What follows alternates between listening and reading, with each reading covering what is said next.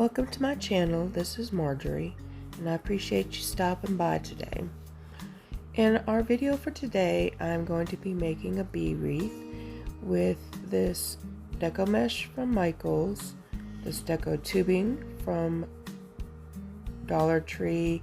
The ribbon is from Craft Outlet, that little bee metal piece from the Dollar Tree, this pear juice bottle from my grandbaby, and some jute cord, along with some chenille stems and a wreath frame. The wreath frame is from the Dollar Tree. Now this part was actually an epic fail. I tried to use my my box cutter to remove the top portion of the bottle, and as you see here, I will try various methods and none of it worked. So that's okay, because all I end up doing is just using that piece, which ended up being a great help once I finished wrapping it with the jute cord. So you'll see that here in just a bit. So here, excuse me, I'm sorry, I'm getting over a sinus infection. I started at the very bottom and just started hot gluing this jute cord all around the bottle, and I'll do it all the way up to the very top of the bottle as well.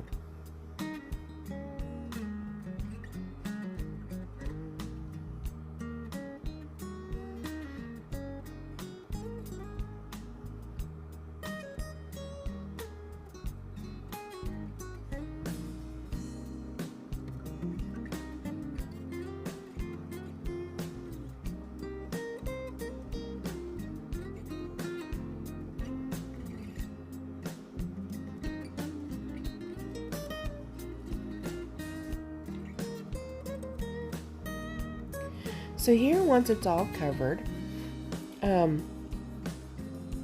take that little bee and, well, I tried to hot glue a piece of it together, but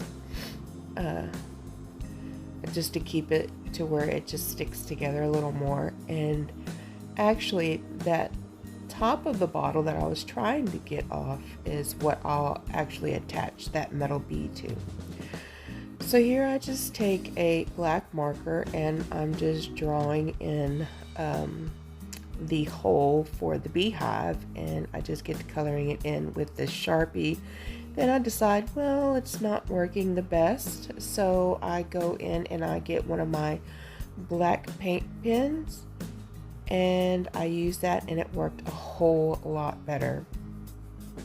Now what I don't show is I actually add another piece of jute string around the outside of the faux hole, and just to give it a little more character and have it just stick out a little more.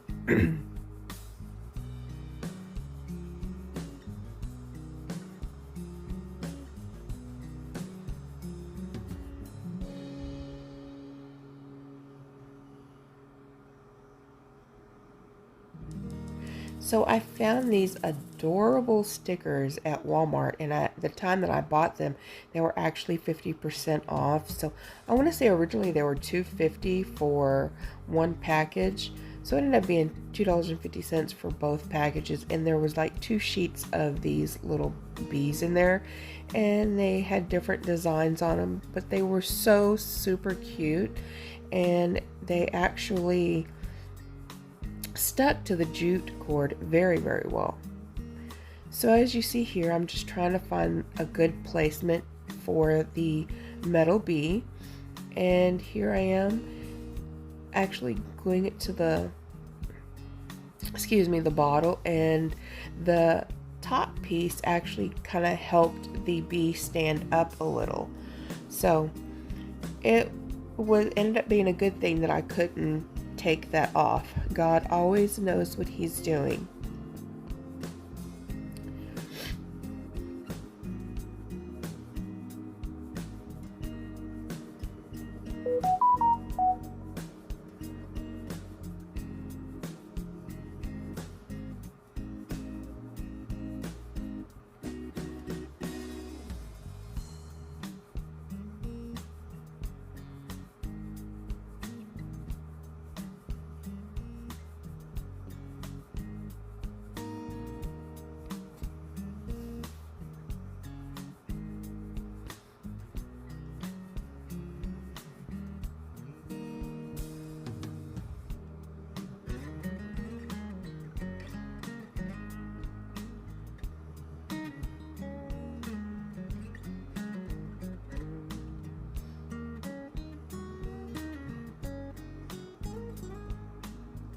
Now I didn't Mod Podge the bees onto the jute cord, but you probably could if you wanted to.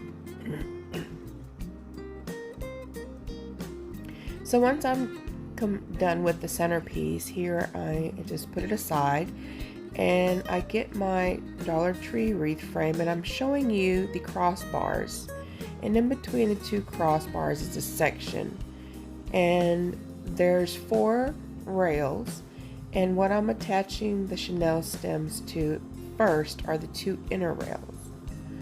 Now I'm attaching 2 chenille stems on the 2 outer rails, and I just do this the whole way around the wreath frame. Now this mesh, normally it comes in a roll of 30 feet, but here at Michael's it was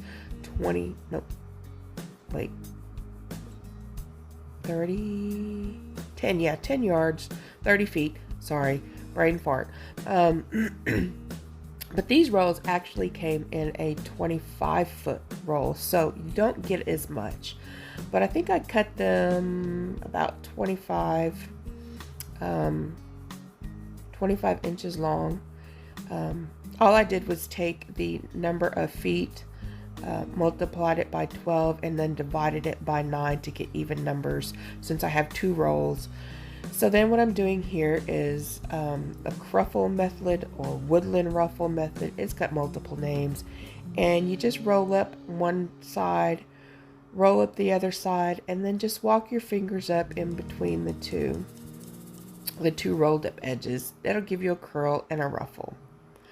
So now I have all my deco mesh on. I've got my ribbons cut at 14-inch tails, where I have actually dovetailed the ends, and now I'm just using some deco tubing as well. The same way I measured out the deco mesh is the same way I measured out the deco tubing. When you cut it, you just got to make sure you don't stretch it, because it is very stretchy, but just make sure you leave it in its natural state and then cut it that way. So I'm just attaching ribbons into each of the chenille stems, and then I'm folding the deco tubing in half, and then I'm folding it in half again. So I fold it in half twice, and then I add it to the chenille stems, and then I take my pen or pencil and I just wrap the chenille stem around it, just to give a little curly Q effect on the chenille stem ends. Now for the bow, which is one of my favorite parts, I cut them into 30-inch strips, folded them in half, and now I'm cutting the dovetails on all of the ribbon.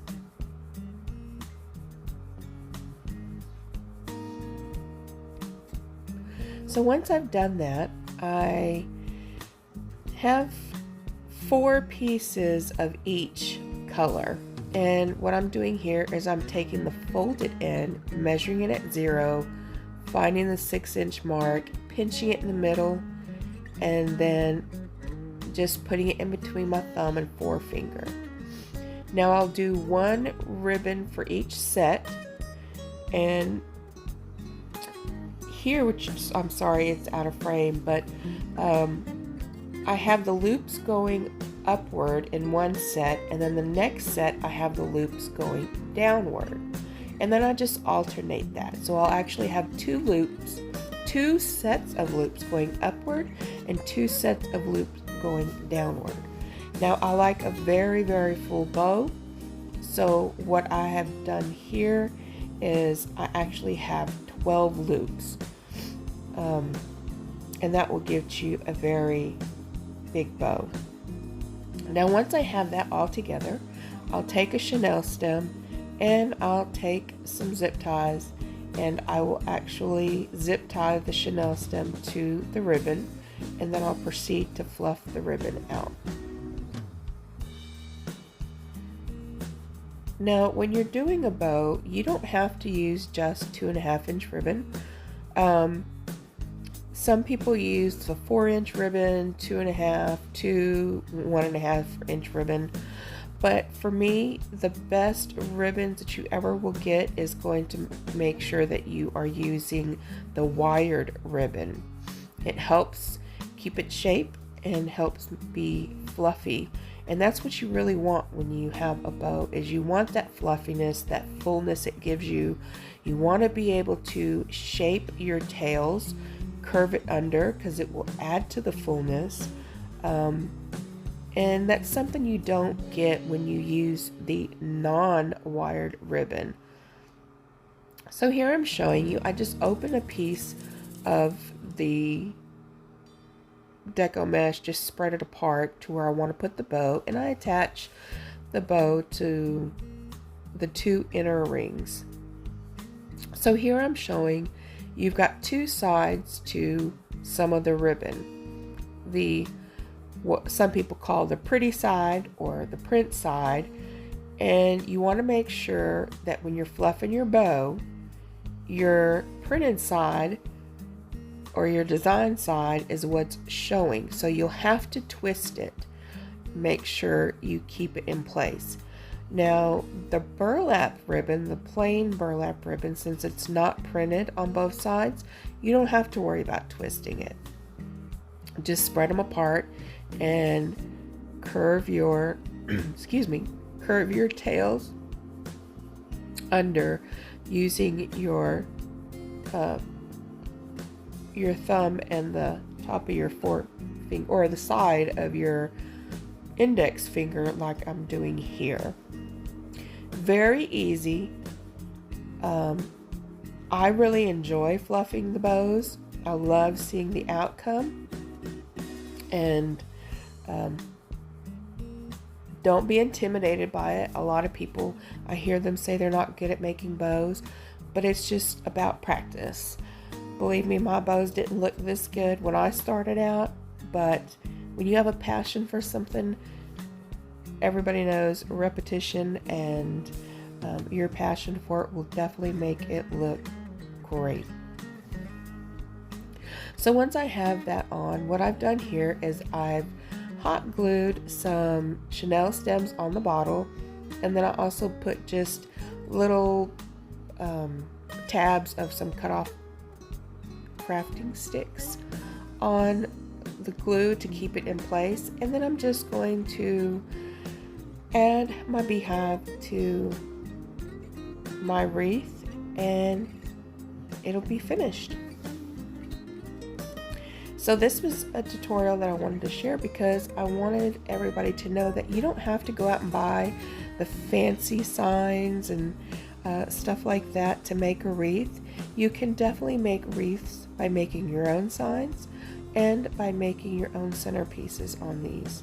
So just be creative and have fun with your work and make it your own.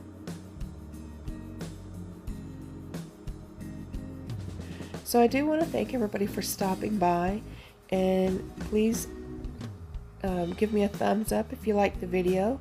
Comment below if there's anything that you'd like for me to show you. Let me know and I would be happy to share. And I want to thank you for watching.